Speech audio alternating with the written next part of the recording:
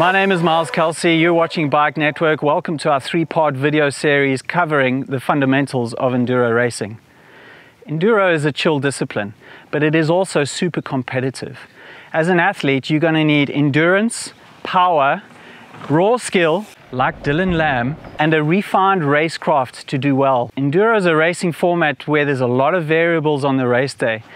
You're going to need to learn to manage all of those variables as they happen. So in these videos, we're going to break down all the elements and the variables that you might encounter through enduro racing, including how to prepare for enduro racing, including bike setup for enduro racing, to help you be your best.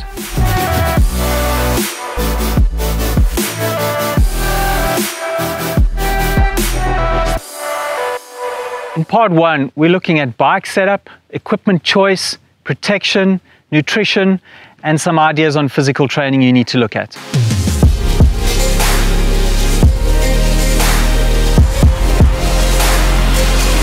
So on the bike, for South African courses, they vary quite a lot. So you need anything from 120mm to 160mm you're going to be okay with. You don't have to have a carbon fiber bike. A dropper post is a non-negotiable. And you're probably not going to want to do this on anything steeper than a 67 head angle. A chain device is a very good idea. And rotor size, you could go up to 180 rotor. A 200mm rotor on the front is going to give you nice modulation, but it's not an absolute must. So anything from a 160 to 180 rotor front and rear is going to be good.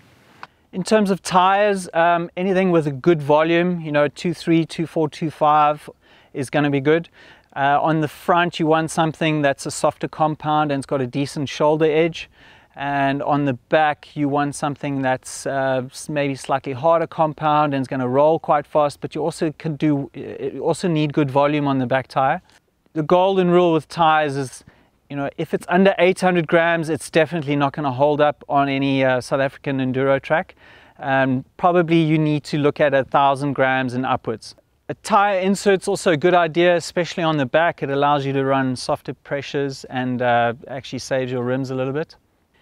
Overall, you want the bike to be as light as possible, so especially rotational weight. So focus on saving grams on rotational weight. To do well at enduro, you cannot have a single mechanical in stage. So bear that in mind when you're putting your bike together or thinking about equipment choice. You cannot have a single mechanical. Dylan uses the Zip 3.0 motor wheels, which are carbon and have ankle compliance built into the design, which improves traction everywhere and helps smooth out the trail.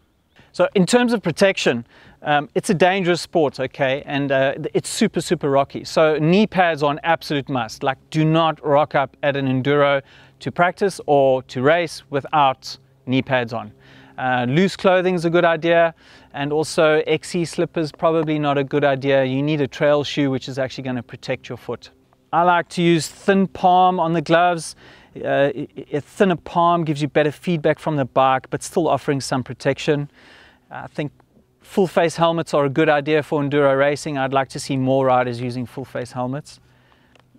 Setup tip for your shoe, what you can do is you can slide the cleat a little bit further back when you're descending, and in the descending position on the bike, it actually helps reduce leg fatigue and fatigue in the quads while you're in that squat position.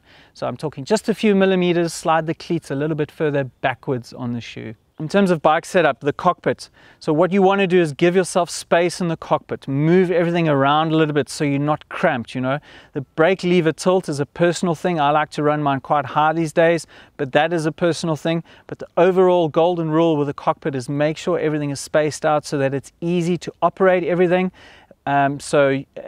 Especially when you're flat boxing, you need to be able to operate everything. In terms of suspension, things are personal here too. I prefer to run things a little harder up front, but the general idea with suspension is you want traction. So you want to set the bike up to give you the best traction possible. One of the common errors that's easy to make is not setting your rebound to marry to the pressure that you're running in the fork, and that can result in suboptimal traction. So you want to make sure that you marry those two settings. They're interlinked. Lastly, with suspension, you want to also remember there's a token system in forks these days, and on the Lyric you can add or subtract tokens which impact on the way the bike rides and the way it ramps as it moves through the shaft travel. So if you're blowing through the fork, don't just necessarily put more PSI in. Remember, there is a token system that's quite easy to adjust on the inside of the fork. On the saddle, tilt the nose down a little bit on the bike. It actually helps for climbing, makes the bike a lot more comfortable on those long liaisons. So with training, you've got to remember that everyone is different and everyone has their own set of strengths and weaknesses. The biggest improvements you can make to yourself is to focus on your weaknesses. So identify your weaknesses and then find ways to improve those weaknesses.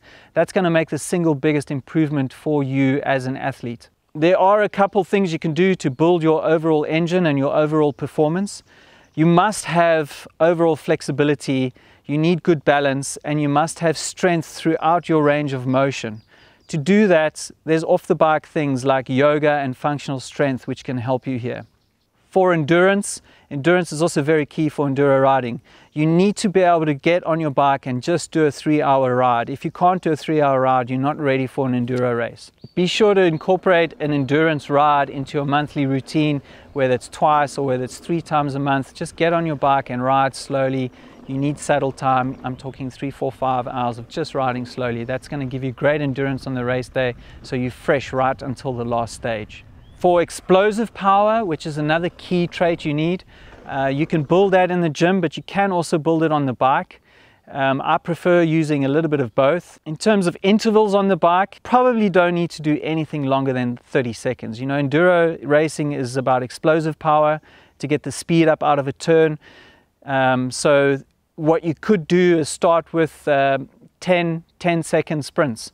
So you can basically, a 10-second sprint is from standing flat out on the bike for 10 seconds, take a 50-second recovery period, and then repeat. Try to do 5 of those, then maybe take 5 minutes off and then repeat again. So 5 sets of 10-second sprints repeated twice. Some of the ideas on nutrition. Eating everything in moderation is a rule that can work. You can also apply a little bit more science to it. So, you know, make sure you include protein, healthy fats and carbs into your meals. Also, the morning of the race, you know, you're going to have a long day out there. So you want to have a big breakfast, whether it's hot or cold, it doesn't matter, but just have a big breakfast and not too much caffeine in the morning. Throughout the day, you're going to need to replenish your fuel. So make sure you eat little bits throughout the whole day. Another tip is to make sure you focus on electrolytes, especially if it's you're racing in summer, you're sweating a lot, you need to put those electrolytes back into the system. Towards the end of the racing day, I usually save my caffeine towards the end, you know, the last 2 stages. Caffeine will give you a little bit of a spike and get you through the end of the day with a fresh mental space too.